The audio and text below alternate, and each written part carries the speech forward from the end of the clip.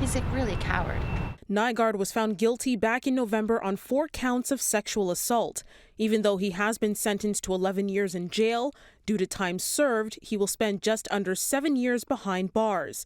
He is also facing a 10-year weapons ban. The 83-year-old will be eligible to apply for parole in about 2 years. The Crown had been seeking a 15-year prison sentence. Justice also means accountability. And for those who had the courage to come forward, they did so at a great price. Justice Robert Goldstein, who presided over the case, took time to recount some of the victims' graphic testimony. Some of Nygard's other accusers were also in the courtroom when the sentence was handed down. I don't want to be Jane Doe. There's so many women in Winnipeg that cannot come forward. I've been waiting for this day for 21 years, and there are no charges in my name because we are not yet in America. We also have a statute of limitations in the United States, which prevents me as a 21-year survivor to get charges in my name against this horrific criminal. The justice in his sentencing called Nygard a sexual predator, adding that one of the disturbing factors in this case was the fact that one of the victims was only 16 years old at the time.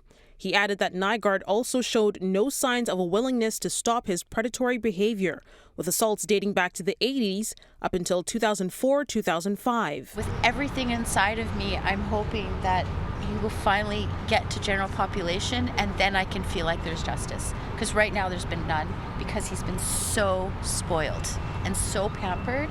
The justice also rejecting some of the arguments from the defense when it comes to Nygard's health and age, namely that he will be spending much of his 80s now in a federal institution. Nygard's lawyers, who had argued for a 6-year sentence, plan to appeal his sentence and conviction. They legally have 30 days to do that. So he's just going to continue to defend himself where he can, appeal where he can, and continue to maintain his innocence in all of these matters. Although the 11-year sentence was handed down to the disgraced mogul, victims say the impact will be long-lasting, beyond what words can convey and justice can ever understand. Tomorrow, everyone wakes up, and what he did to them is still what happened to them.